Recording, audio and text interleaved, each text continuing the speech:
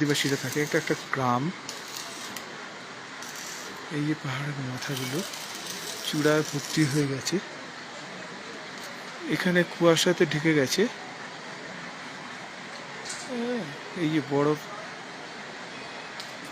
চূড়া ডিগ্রিং করে ছিটকো। যদি ওয়েদার ভালো থাকে কালকে সকালে আবার দেখাবো।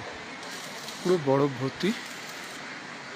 আমরা যে হোটেলে রয়েছি এখানে এখন প্রায় 4:30-5টা বাজে। এখনই 5 ডিগ্রি টেম্পারেচার। রাত্রি ওয়েদার রিপোর্ট দেখাচ্ছে যে রাত্রি 10টার মধ্যে -1-এ চলে যাবে। প্রচণ্ড ঠান্ডা। আজকে 5 তারিখ, তাতেই আমাদের কলকাতায় এখন হয়তো প্রচণ্ড গরম, কিন্তু এখানে প্রচণ্ড